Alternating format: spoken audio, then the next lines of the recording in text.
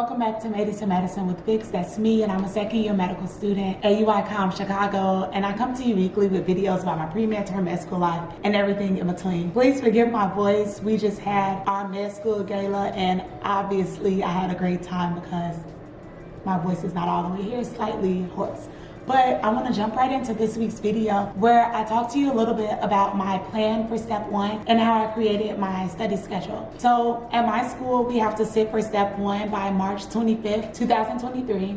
And if you don't sit by that date, then you have to defer your first or however many rotations afterwards, depending on, like how you're feeling, your confidence level, all the things. So our first week back, we had to take our first practice exam. Okay, so y'all know I've been studying over winter break. I didn't really take this grand break like everybody else did. Even though I did lighten up a little, I was only studying for 4-hour days, which was pretty good for me. It was more of a maintenance schedule for endocrine and reproduction, but it was still a lot. And I thought that was going to drastically help me going into my first practice exam, y'all. First of all, it was a 5.5 or was it 5.5 hours? Yeah, I think it was 5.5 hour exam. There were 4 sections. Each section had 50 questions, and you got an hour and 15 minutes per section. After you complete the first 2 sections, which is 2 hours, which is 2 blocks of 50, so 3 hours, you got an optional 15-minute break. Then you come back and do the rest of the sections. So, and there was also a tutorial, a 15-minute tutorial in the beginning, so that's how we get the time of 5.5 hours. I can't count, y'all, because I said 3 hours, but that's actually 2.5 hours that you did. And then the 15-minute break, then another 2.5 hours, and you start with the optional 15-minute tutorial. It was hard. Long story short, it lit the fire underneath my behind and told me that I need to create a study schedule. I need something that's going to hold me accountable and a brief outline of how I need to construct all of my days. So I have been asking a lot of assistance for step one, and people are telling me do Python, do Boards and Beyond, do Sketchy, do this, do that. And I'm like, okay, but what have I used while I was actually in my preclinical years that I found helpful while studying to help me to pass my exams, perform well on my quizzes, all of these things? What worked for me then, so I can now integrate it into my step one studying. So for pharmacology, nothing really worked. People are like, do certain resources for that, and I'm just like, yeah, that's not gonna work for me. But I do need to put forth a concerted effort with pharmacology, because on that exam, y'all, I'm like, wow, I really need to know these adverse effects. I really need to know the mechanism of action.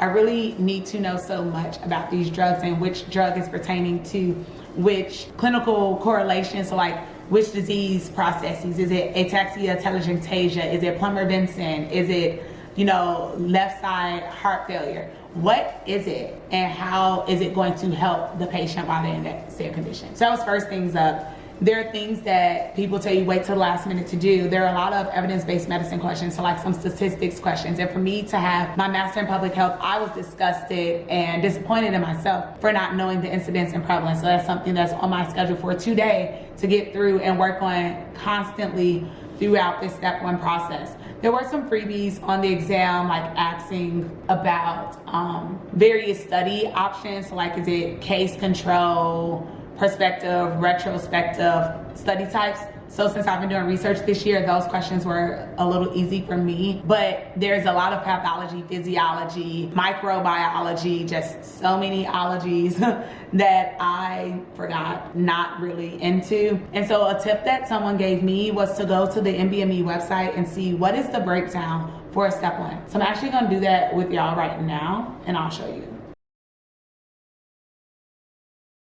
All right, so I clicked on here, I believe it's step one, content, outline, and specifications. Scroll down.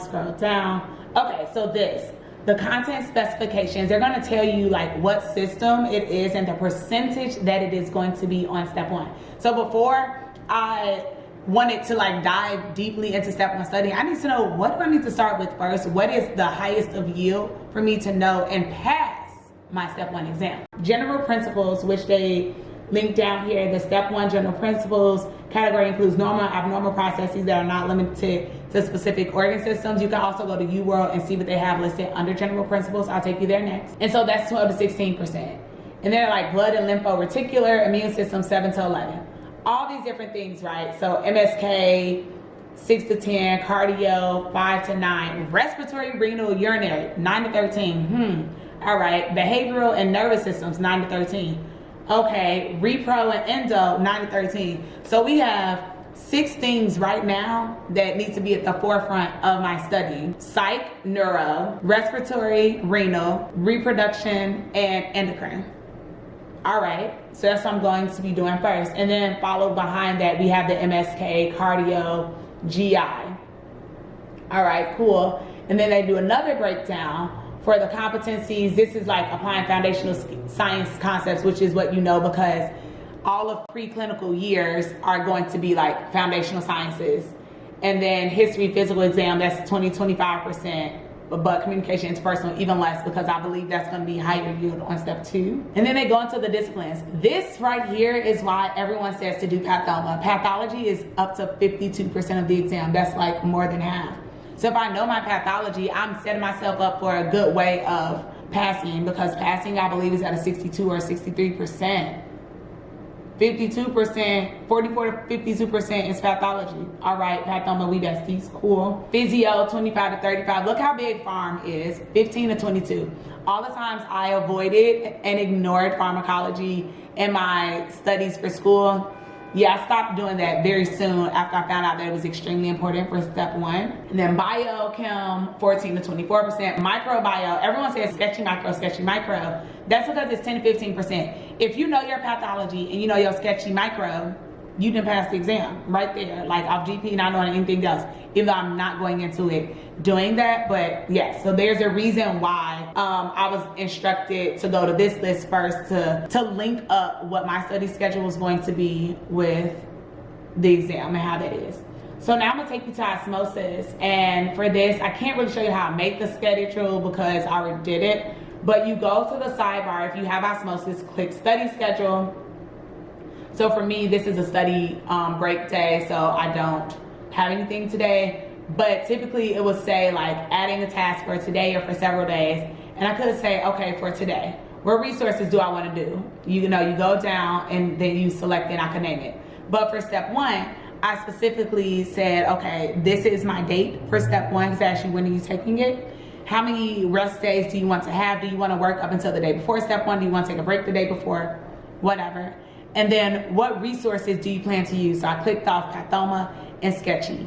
And of course, since I'm on osmosis, they're going to link osmosis as well. And they also link first aid. So here's my first month schedule. These are from Thursday and Friday. They wanted me to start with biochem, but after looking at the MBME website and them telling me what is most important, I jumped down to January 24th and I completed majority of the tasks on this list. So I only watched the osmosis videos if I needed a refresher, but if I was pretty good on it or if reading it in first aid was sufficient, that's all I did. And I didn't watch sketchy for these, but these are all of the tasks that I checked off. So for this chest wall, they told me exactly where to go in first aid to read up on. I'm like, oh, that's dope. I don't have to figure this out on my own. And then like for pathoma, they would show me the videos. And so you see like 9.4 chronic obstructive pulmonary disease, which is COPD. They also had some osmosis videos that were linked to that and the first aid page. So while I was doing the pathoma, although I had the pathoma book out, I also had my first aid open right next to me. So I love that osmosis gives me this framework of a study schedule, and they even tell you how many UWorld questions to do. I love the framework, but I don't have to do what their day 1 was for me. I see that I should be able to cover all of respiratory in 2 days, and then next up I have renal in 3 days. It took me, renal was very challenging for me, but I knew when I was learning it that it was of value. It was important for me to understand because so many things connect with our kidneys, you know. You got the spleen over there. You have like for diabetes, if you, whatever. I ain't even gonna have to go into all this because I need to refresh it anyway. So here's the schedule. And so cardio, I probably won't go straight into cardio after renal or GI just because they aren't as heavy on step 1 for me, but I am still going to cover all of my systems before I sit for my exam. And then endocrine and repro, I'm just gonna watch videos of things that I still been getting UWorld questions incorrect on because I don't want that to continue to be a thing. So let me go on over here to UWorld so you can see how they break down the general principles of what you saw in the MBME exam. All right, so here's my question bank. And yeah, y'all see our percentage is real bad right now, but that's okay.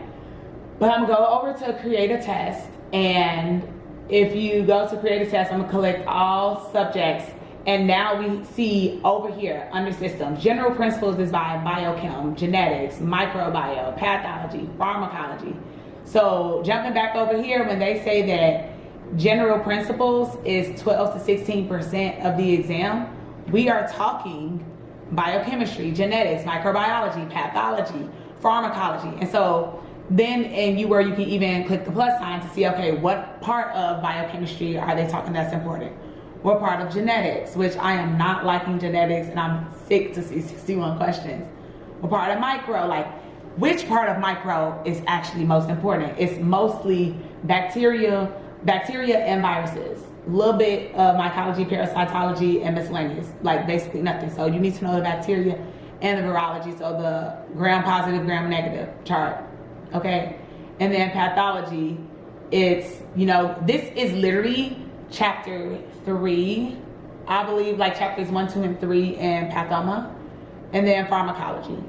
The purpose of this video was for me, like if you haven't already created your step 1 schedule, or if you're even creating a schedule for the MCAT, these are resources or tools that you can use that'll help you to get there. Of course, you should always use UWorld, like that's the GOAT for MCAT, step 1, complex, nursing, like it's the GOAT of all GOATs, and their explanations are amazing. And I just wanted y'all to see when I be stressing out about step 1, it's because it's a lot on my schedule or on my plate that needs to get done, but it's gonna get done. And by having osmosis there to outline and guide everything for me, I feel like now I can achieve it, and I don't just have to mysteriously gather all these like steps and plans in my head on my own when I ain't never been there before. But Osmosis is a company, a brand that's been around for a while that has helped me to get to my goal. So send some prayers up for me. Step 1 day is quickly approaching, barring I do not defer, but if I do defer, that's okay too.